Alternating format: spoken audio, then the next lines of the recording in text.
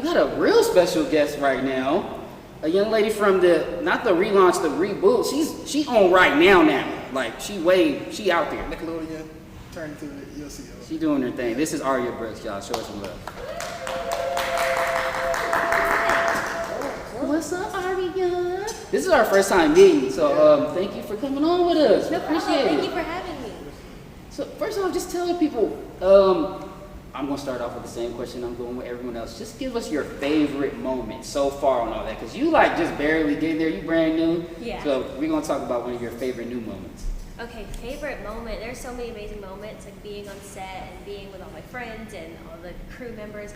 I think one of my favorite moments was definitely when I first got there, and after the show, anyone who knows me knows I like to eat. So after the show, we all went to go eat. We went to a restaurant together. They welcomed me, and it was just a really great experience to get to know everybody. They got to know me, and it's just, we did that a lot after shows and after live shows, being able to eat together. So one, it was good food, and two, being able to talk with the cast and get to know them and let them get to know me. What is like your favorite food to eat? Oh my gosh. Okay.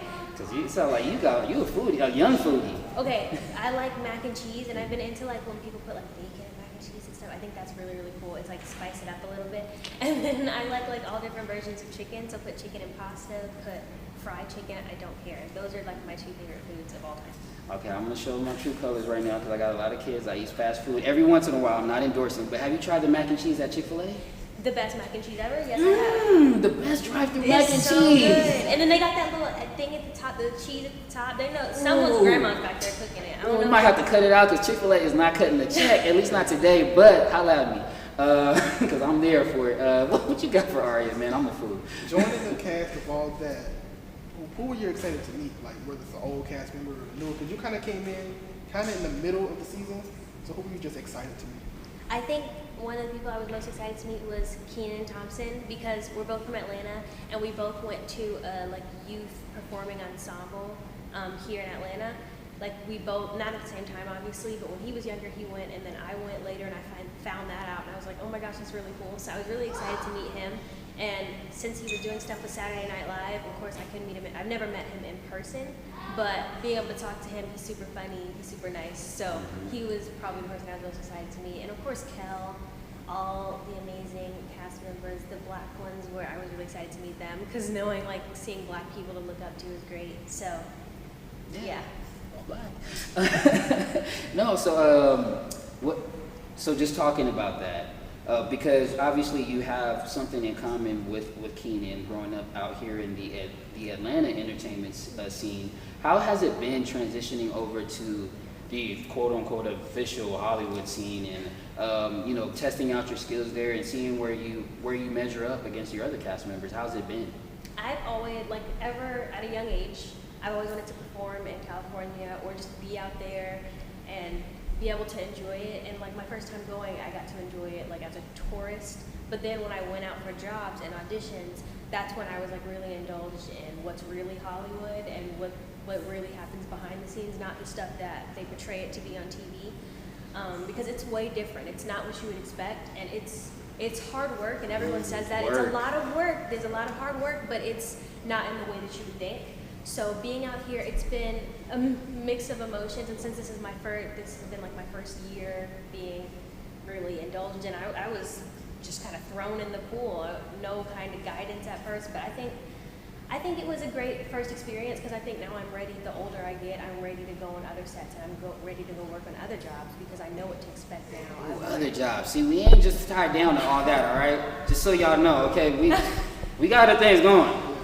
Don't play us. Other things are in line, yes. No, but I will say, just seeing you on there, another light face, has been great. I'm glad that they added you on. Just talk about coming on, because it was a middle of the season type thing. Yeah, it was. They added season 1 for the reboot, but it's season 11, and they went. I feel like they did a bunch of episodes, and then they added more episodes, and they also added me in addition to the episodes.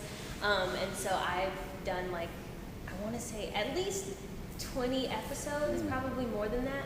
And so we're continuing season 11 right now, and it's been being added and being able to meet people who are already in it. I think honestly, on my part, I think that was very helpful because they already kind of figured out the ropes and kind of paved the way and created this path. Now I can just kind of walk down the path and learn what they already learned. That's right. And I think it was very helpful. Yes, I learned from them.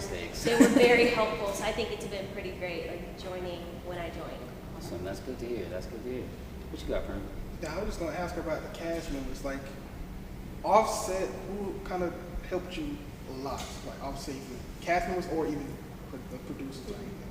Well, I feel like I have like a relationship with like everybody, and like I know the cameraman. We joke around with the cameraman, and then our ADs, like or assistant directors, we have like a relationship with everyone, even though we can't see a lot of people all the time. I think it's really great. So a lot of them have helped me in different ways.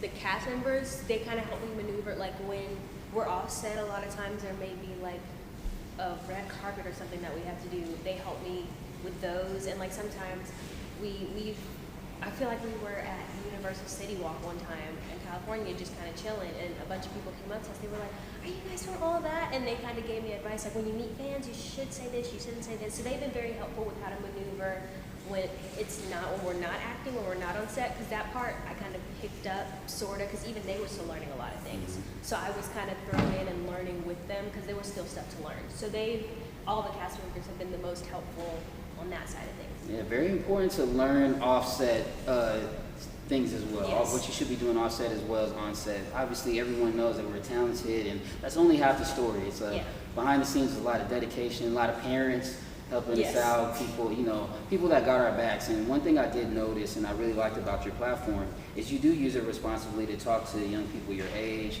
I've seen that you're advocate for voting. Just talk a little bit about your background and what gives you that strength to get out there and talk about some of the issues that young people maybe would shy away from.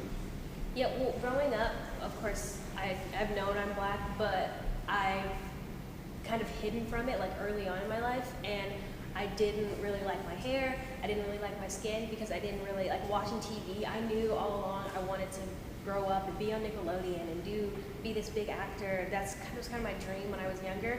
But when I would turn on the TV, I'd see all these girls who looked nothing like me. And I'd be like, okay, so maybe that's not what they're looking for, but I don't know, how am I supposed to, I was just confused, because I didn't know, I was confused. And then the older I got, I realized, and I started to see more role models that looked like me, and that helped a lot. I was kind of like, oh, so that's their fault, not mine. Okay, so I'm gonna just be myself, I'm gonna wear my hair, I'm gonna love my dark skin, and moving forward, that confidence built up, and I'm still not 100% where I'd like to be. I want to continue to gain my confidence, and I want to continue to grow into my own image of myself, but that helped. So now I'm like, okay, so now let's help another girl or another boy who was going through the same thing that I was going through. So now I speak about it. I speak about being comfortable in your own skin, whether you're Black, Hispanic, Asian, whatever you are, you need to be comfortable in your own skin, because God made you the way that you are for a reason. And also, as far as like voting and Black history, things like that, I'm a proud advocate for that, because it's kind of in the same territory. You're comfortable with yourself, but now we have to be comfortable with who we are, to where we can speak about it and like use our voices, because our voices count, which is why everyone needs to be out voting. Because as Angelique talked about it, but people died so that we could vote. And even if you don't vote for yourself, which you should vote to create the change you want to see, but vote for the millions of kids like me who can't vote and want to use their platform, want to use their voice, and I can't get out and vote, so vote for someone like me. That's an amazing answer, and I'm clapping in my head. I was like, damn, this girl did that. Mama back there clapping. You raised her right. You did good, girl. But so I guess you kind of a little bit answered my final question. So you don't have to go too far into depth. But I just want to ask you, like, what does it mean to represent for Black Girl Magic on the brand new reboot? Obviously, you're the only young lady with our complete hue, skin tone. There's some other ethnics out there. So shout out to all of them. Shout out to actually everyone on the cast. We don't want to make it an all Black thing, but we represent for our people. It's ATL, shawty. So, so what's it like just being Black Girl Magic on the show? Well, representing Black Girl Magic, of course, what I said before, I I always looked up to little black girls, and I'd see them on TV, and I'd be like, okay, she looks like me, and it was great looking up and being able to watch TV and see that. So I want to be that example for someone else. I want to continue to inspire people and show them you're not alone. You can do this. Like I think it's very reassuring when you can turn on your TV and see someone who looks like you, because I went through that like all my life. So that's a big part of why I do what I do, not only because I love it, but because I can inspire other people to know that they can do it too. There we go, changing the world again. All that cast member at a time. Well, thank you so much, Aria. It was so great, and because of you, little girls are gonna have something to look up to, and you're gonna see more and more of us on television, because we're gonna be in these positions where we're writing, producing, doing the behind-the-scenes work like we're doing right here in Atlanta. Got all my people with this is all independent, and so if they ain't gonna do it for us, we're gonna do it on our own. Yes. We're gonna come on my set. Thank you so much. Thank you so much. I actually got one follow-up. Oh wait, we got one more. Give us some, Prime. Extra bonus question, because you weren't alive, and I know you weren't, but 1992, Nickelodeon did a time capsule, and they gonna open it later. As you are a young person, what do you think is in the time capsule? Like 3 things you think is in that time capsule. And are you aware of this time capsule? Have you heard From of this? 92. I have not. It's just a bunch of stuff they threw in that was on the Universal Studio set, right? Just stuff Or whatever they wanted. wanted, whenever they wanted, yeah. Okay, I think 3 things. I think there may be something slime related. So even if it's not actual slime, something slime oriented. I think maybe, there could be like a prop from a show back in the 90s. So like a show, I don't know what the prop would be. Who knows, there's so many props.